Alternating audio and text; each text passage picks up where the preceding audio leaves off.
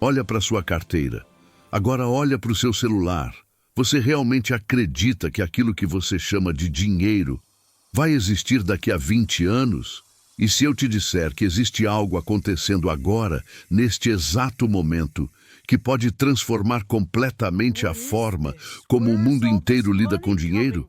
Algo que nasceu de um mistério, de um nome que ninguém conhece, de uma ideia que apareceu no momento mais improvável possível. Isso não é ficção científica. Isso já está acontecendo. E talvez você já esteja atrasado. Meu nome é O Agente. E hoje nós vamos investigar a história mais importante sobre dinheiro que já foi contada. Bitcoin. O fim do dinheiro que conhecemos. Antes de entender o Bitcoin, você precisa entender uma coisa que ninguém te ensinou na escola. O que é dinheiro, de verdade? Milhares de anos atrás, o ser humano não tinha moedas, não tinha cédulas, não tinha banco. O que existia era troca. Eu te dou trigo, você me dá carne. Simples assim. Mas isso tinha um problema enorme. E se eu tivesse trigo, mas você não quisesse trigo? E se eu precisasse de algo que você não tinha? O sistema de troca era lento, era limitado, era frágil. Então, a humanidade fez algo brilhante. Ela inventou um símbolo, algo que representasse valor, mas que não fosse o valor em si. Conchas, sal, pedras raras. Coisas que todos concordavam que tinham importância. E depois veio o ouro. O ouro era perfeito, era raro, era bonito, não enferrujava. Todo mundo queria. E por 1000 anos, o ouro foi o centro do dinheiro no mundo. Mas carregar ouro era perigoso, era pesado, era difícil de dividir. Então surgiu o papel moeda. Um pedaço de papel que dizia, isso aqui vale tanto em ouro. Você não carregava o ouro, você carregava uma promessa, e todo mundo confiava nessa promessa, até que, em 1971, algo aconteceu. O presidente dos Estados Unidos, Richard Nixon, fez um anúncio. A partir daquele momento, o dólar não estava mais ligado ao ouro. Nenhuma moeda estava. O dinheiro deixou de ser uma promessa lastreada em algo real e passou a ser apenas uma promessa. A partir dali, governos podiam imprimir dinheiro, quanto quisessem, quando quisessem, sem limite, sem lastro, sem nada por trás.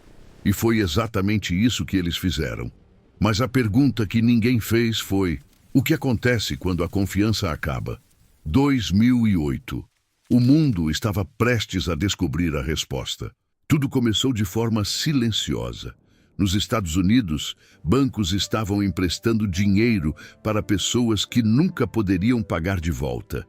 Casas eram compradas com dinheiro que não existia.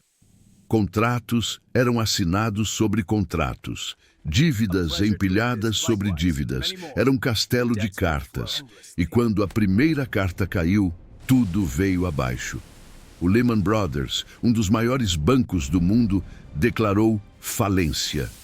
De repente, o impossível aconteceu. Bancos quebraram, mercados desabaram. Trilhões de dólares evaporaram em semanas. Pessoas perderam suas casas, famílias perderam suas economias de uma vida inteira. Aposentados viram tudo desaparecer. E o que os governos fizeram? Imprimiram mais dinheiro, trilhões, para salvar os bancos, os mesmos bancos que causaram a crise. As pessoas comuns, essas não foram salvas, essas pagaram a conta. A mensagem ficou clara para qualquer um que estivesse prestando atenção. O sistema financeiro não trabalha para você. Ele trabalha para si mesmo. E foi nesse momento exato, nesse caos, nessa raiva silenciosa, que algo surgiu. Algo que ninguém esperava. 3 de janeiro de 2009. Em algum lugar do mundo, um computador processou o primeiro bloco de uma nova rede digital, o bloco Gênesis. O começo de tudo. Mas o que chamou a atenção não foi a tecnologia. Foi uma mensagem escondida dentro desse primeiro bloco. Uma frase. Uma única frase gravada para sempre no código. The Times, 03 de janeiro de 2009. Chanceler à beira do segundo resgate aos bancos. Uma manchete de jornal sobre bancos sendo salvos novamente. Quem quer que tenha criado o Bitcoin deixou um recado. Este sistema não foi criado por acidente. Foi criado como resposta, como protesto, como alternativa. E o nome por trás disso? Satoshi Nakamoto. Só que ninguém sabe quem é Satoshi Nakamoto. Pode ser uma pessoa, pode ser um grupo, pode ser um gênio solitário, pode ser uma equipe de criptógrafos. A única coisa que sabemos é o que Satoshi fez. Publicou um documento de 9 páginas. 9 páginas que descreviam um sistema financeiro completamente novo. Sem bancos, sem governos, sem intermediários. Um sistema onde 2 pessoas em qualquer lugar do mundo poderiam enviar dinheiro uma para a outra, diretamente, sem pedir permissão para ninguém. E a tecnologia por trás disso? O blockchain. Uma cadeia de blocos. Cada bloco contém registros. Cada bloco está conectado ao anterior e ninguém, absolutamente ninguém, pode alterar o que já foi registrado. Não existe um dono, não existe um servidor central, não existe um botão de desligar. A rede é mantida por milhares de computadores ao redor do mundo. Todos verificando, todos confirmando, todos protegendo. É como se o dinheiro tivesse ganhado vida própria. E Satoshi, depois de lançar o Bitcoin, ficou ativo por 2 anos. Respondeu perguntas, corrigiu códigos, guiou a comunidade e depois desapareceu, sem aviso, sem explicação. Seus bitcoins, estimados em mais de 1 milhão de unidades, nunca foram movidos, nunca foram vendidos, nunca foram gastos. Até hoje, ninguém sabe quem é Satoshi Nakamoto. Talvez ele esteja morto, talvez esteja vivo, assistindo tudo de longe. Mas a criação dele ganhou vida própria. No começo, o Bitcoin não valia nada, literalmente nada. Os primeiros a usá-lo eram programadores, criptógrafos, nerds de internet que acreditavam na ideia. Eles mineravam Bitcoin nos seus computadores pessoais, em garagens, em quartos apertados. E em maio de 2010, aconteceu algo que ninguém esperava. Um programador chamado Laszlo Hanieks fez uma oferta em um fórum na internet. Ele ofereceu 10.000 bitcoins em troca de 2 pizzas. Alguém aceitou. 2 pizzas grandes foram entregues e 10.000 bitcoins foram transferidos. Hoje, essas 10.000 unidades valem mais de $1 bilhão. A pizza mais cara da história da humanidade. Mas naquele momento ninguém imaginava isso. Bitcoin era um experimento, uma curiosidade, um brinquedo digital. Aos poucos, mais pessoas começaram a prestar atenção. Comunidades online cresceram, fóruns se encheram de debates. Uns acreditavam que era o futuro, outros chamavam de golpe. E então algo mudou o jogo. O mercado negro descobriu o Bitcoin. A Silk Road, um mercado ilegal na Deep Web, começou a usar Bitcoin como moeda. Drogas, documentos falsos, serviços ilegais. Tudo era comprado e vendido com Bitcoin. E, de repente, os governos perceberam que o Bitcoin existia. A mídia atacou. Manchetes gritavam que Bitcoin era a moeda dos criminosos, a moeda do tráfico, a moeda do caos. Mas aqui está a verdade que poucos contam. O dinheiro mais usado para crimes no mundo até hoje é o dólar. Notas de 100, sem rastreamento, sem blockchain, sem registro. O Bitcoin, na verdade, é rastreável. Cada transação fica registrada para sempre. O blockchain não esquece. A narrativa de que Bitcoin era apenas para criminosos era conveniente. Conveniente para quem não queria que as pessoas descobrissem o que ele realmente era. Depois da tempestade inicial, algo começou a acontecer. Devagar, silenciosamente, mas de forma imparável. O preço do Bitcoin começou a subir. Em 2013, ultrapassou $1.000 pela primeira vez. O mundo riu. Chamaram de bolha, disseram que ia acabar, mas não acabou. Em 2017, atingiu 20 mil dólares. Milhões de pessoas ao redor do mundo compraram pela primeira vez. Aplicativos de celular surgiram, exchanges multiplicaram, a febre tomou conta e então caiu. Forte, 80% de queda. E de novo disseram, acabou, Bitcoin morreu. Mas o Bitcoin já tinha sido declarado morto mais de 400 vezes. E toda vez ele voltou. Em 2020, no meio de uma pandemia global, enquanto governos imprimiam trilhões para manter as economias vivas, o Bitcoin começou a subir de novo. Desta vez, algo diferente aconteceu. As grandes empresas começaram a comprar.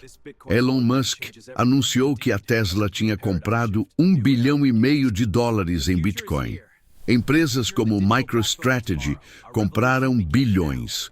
Fundos de investimento de Wall Street começaram a aceitar Bitcoin nos seus portfólios. O ativo que era chamado de brinquedo, de golpe, de bolha, agora estava nos balanços das maiores empresas do planeta. E em setembro de 2021, algo histórico aconteceu. El Salvador, um pequeno país na América Central, se tornou o primeiro país do mundo a adotar o Bitcoin como moeda oficial. Não como investimento, como moeda, do dia a dia, para pagar contas, comprar comida, receber salário. O mundo olhou com choque.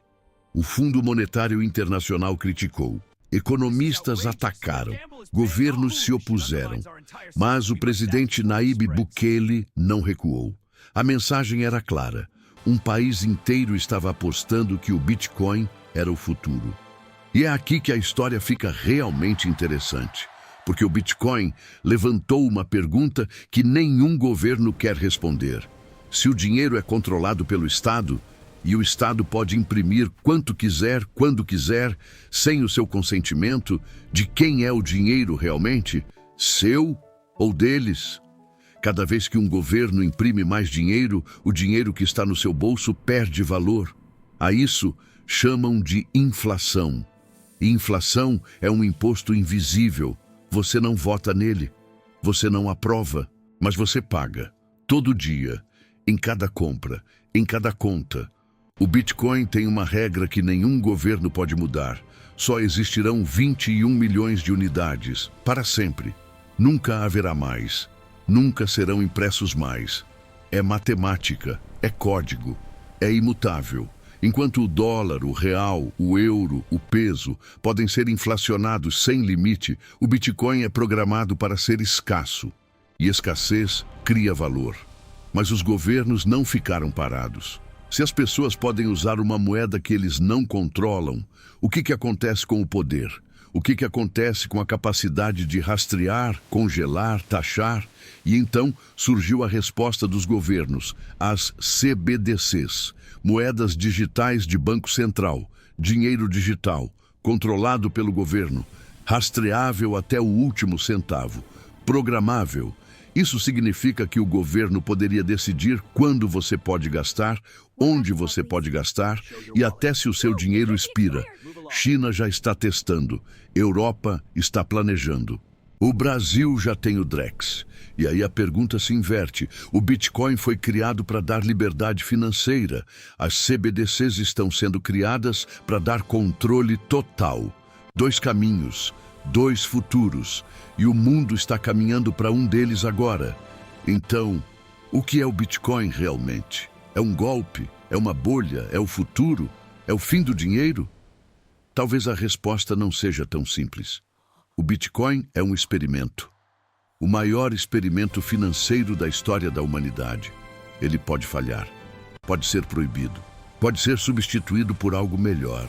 Mas o que ele provou não pode ser desfeito. Ele provou que é possível criar dinheiro sem governo, sem banco, sem controle central.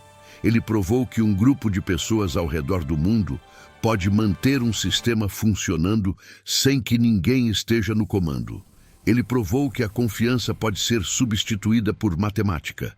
E talvez esse seja o ponto. Não é sobre o preço, não é sobre ficar rico, é sobre uma ideia. a ideia de que o dinheiro pode pertencer ao povo. De verdade, Satoshi Nakamoto criou algo e desapareceu. Não ficou rico, não ficou famoso, não pediu crédito. Deixou uma pergunta. E essa pergunta agora é sua. O dinheiro que você conhece merece a sua confiança?